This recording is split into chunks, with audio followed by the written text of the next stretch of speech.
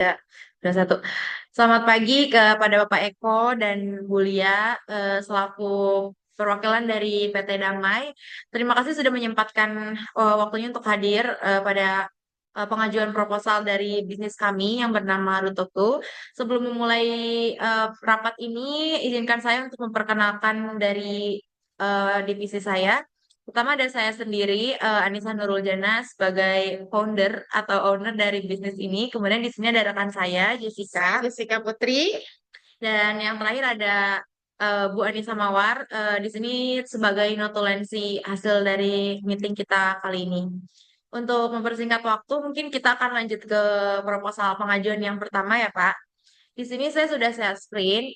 Dari proposal kita ini ada bisnis proposal ruteku digital travel planner for young travels. Di sini mungkin langsung ke pengenalan aja. Jadi Pak, kenapa kita memilih bisnis itu? Karena di era digital yang sekarang itu banyak sekali anak-anak muda yang tertarik untuk traveling kemana-mana sendirian atau traveling bersama grup-grup mereka sendiri gitu. Jadi mereka mereka pengen ingin ingin jalan-jalan, tapi mereka kadang tidak nyaman untuk open trip gitu. Jadi that's why kita di sini bisnis kita hadir untuk em, menghadirkan kepercayaan diri serta berikan safe place untuk mereka-mereka yang mungkin kurang nyaman atau kurang merasa kurang apa namanya tidak bisa bersosialisasi dengan terlalu banyak orang.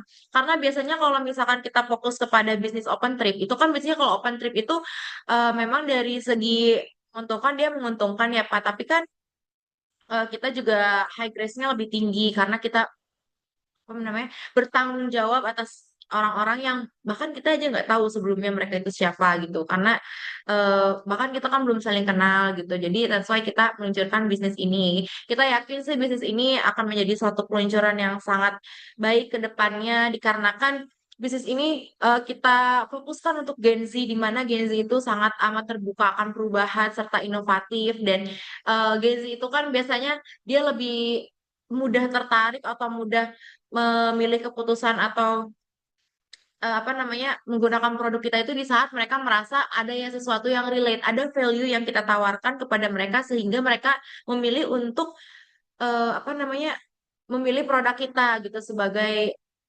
apa produk yang mereka pilih gitu. Kemudian, nah ini untuk visual dari bisnis kita sendiri apa di sini kita pakai apa namanya bola dunia kecil yang dimana kalau misalkan dari kita jabarkan di sini tuh dia ada global atau elemen bumi yang dimana kita menandakan petualangan yang luas dan ini tuh menunjukkan bahwa perencanaan adalah untuk perjalanan kemana saja gitu. Kemudian untuk pengajuan ini kita juga sudah menganalisis siapa dengan brand-brand atau dengan apa namanya para kompetitor kita. Di sini kita sudah menganalisis, kita menggunakan metode dua analisis, yaitu yang pertama ada analisis SWOT dan analisis SWOT matrix. Mungkin pada Pak Eko dan Bulia ini juga bisa menjadi salah satu pertimbangan lagi kenapa sih bisnis kita itu layak untuk bekerja sama dengan perusahaan Bapak dan Ibu. Untuk analisis ini akan disampaikan oleh rekan saya ya Pak, Bu. Mohon izin. Oke, jadi untuk yang kekuatannya ini kita ada di super personal kayak membuat itinerary sangat detail sesuai dengan suasana hati, budget, alergi hingga jam tidur klien. Terus ada jago irit, jadi kita bisa memberikan pilihan rute yang transportasi kayak makanan yang paling murah, lebih hemat kayak dibanding travel lain gitu kan ya. Terus untuk yang ketiga itu hmm, menyediakan informasi tentang tempat-tempat yang tersembunyi gitu kan kayak orang-orang kalau misalkan introvert gitu kan terus yang terakhir itu ada layanan anti ribet kayak memiliki fitur unik seperti eh, art- seperti capek atau introvert gitu kan ya terus kita lanjut ke peluang ya peluang yang kita miliki ini ada permintaan traveling tinggi jadi banyaknya orang yang mencari traveling fleksibel dan sesuai dengan hobi, bukan paket struktur yang monoton gitu kan ya. Terus ada kompetitor, ada celah kayak OTA terlalu umum, travel agent terlalu mahal, dan travel planner lainnya yang kurang detail gitu kan ya. Terus ada yang terakhir itu ada trend healing. Jadi trend healing ini bisa memanfaatkan trend healing dan remote work dengan merekomendasikan tempat yang tepat dan pas. Ya, jadi Pak, untuk saya izin meng-highlight beberapa poin di sini. Yang pertama tadi yang sudah disampaikan oleh rekan saya itu ada super personal, di mana kita ini membuat itinerary itu kita sangat amat personal karena kita membuat rundown atau membuat schedule lah, mungkin bahasa lebih mudah dimengertinya. Kita based on dari request by customer. Misalkan customer ingin jalan-jalan dari bersama keluarga, ya kita buatkanlah schedule atau rundown yang nyantai aja, nggak harus yang buru-buru, nggak harus yang kayak 10 menit istirahat, nggak gitu. Jadi kita dibuat lebih santai, tujuannya untuk menyesuaikan sesuai dengan kebutuhan customer kita nanti gitu. Kemudian di sini peluangnya, apa sih peluangnya? Karena kan ini permintaan traveling tinggi. Di era sekarang, di tahun 2025, mungkin Bapak bisa lihat by data, udah sekitar 64% eh, apa namanya perjalanan domestik atau kota ke kota itu sudah sangat meningkat pada Indonesia. Jadi ini salah satu peluang kita, peluang besar kita mungkin untuk mengembangkan bisnis ini gitu Pak, untuk bisa bekerja sama.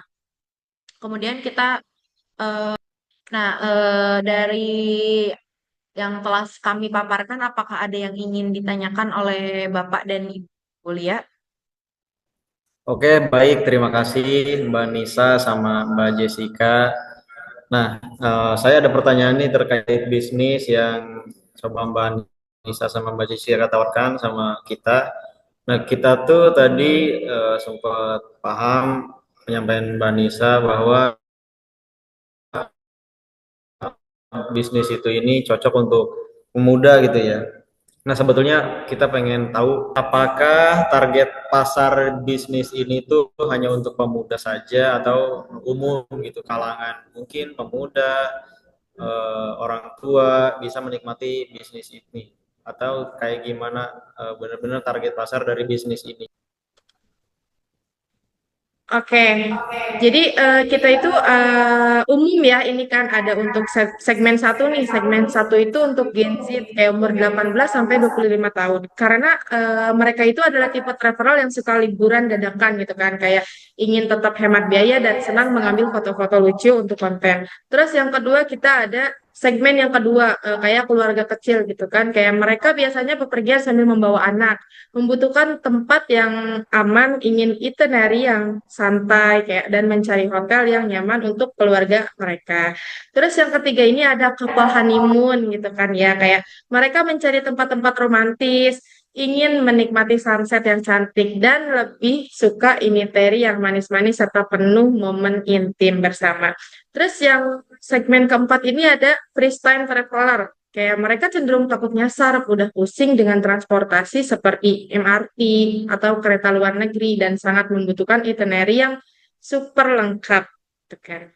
Jadi untuk segmen pasarnya sendiri kita difokuskan untuk para Gen Z apa namun tidak menutup kemungkinan untuk para milenial atau gen milenial menjadi target pasar kita juga.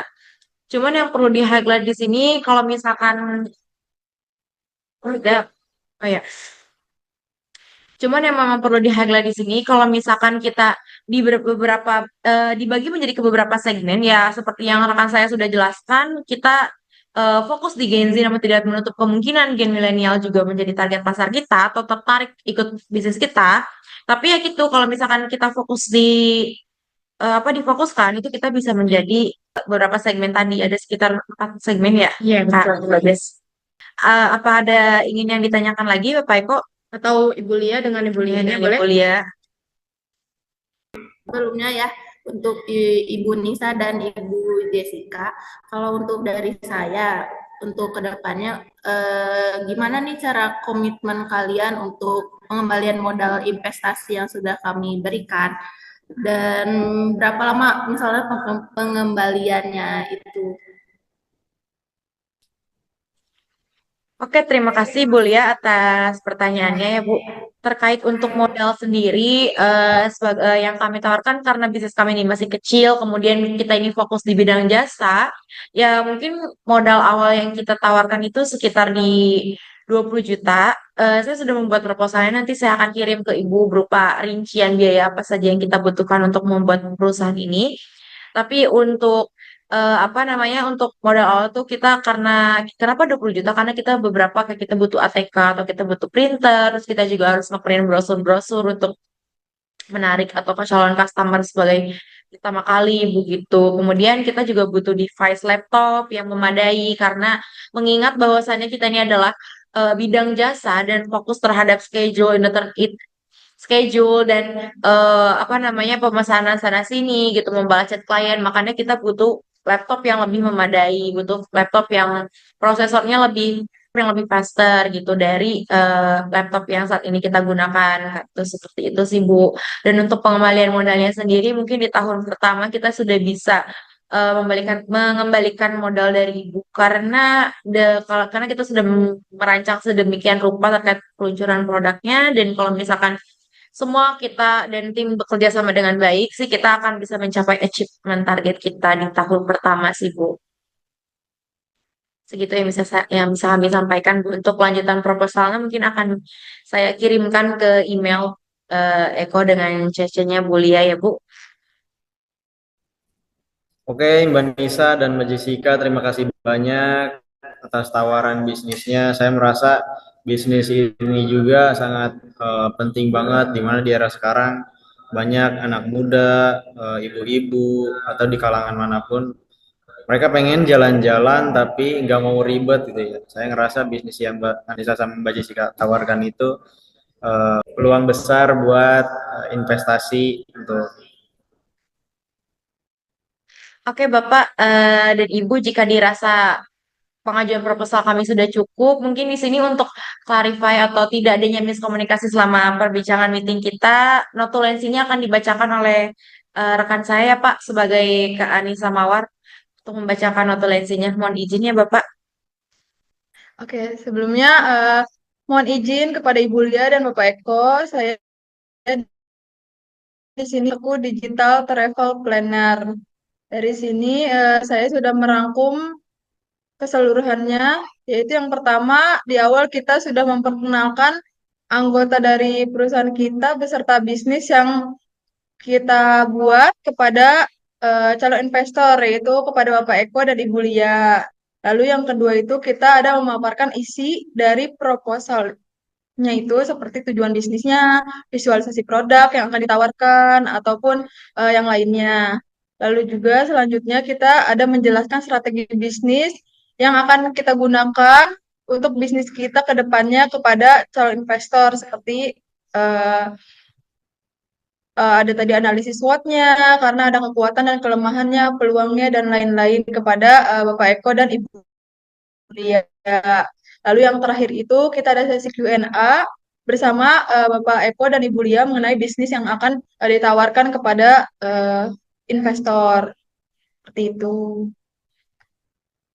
Cukup sekian mungkin dari saya untuk memaparkan notulensinya.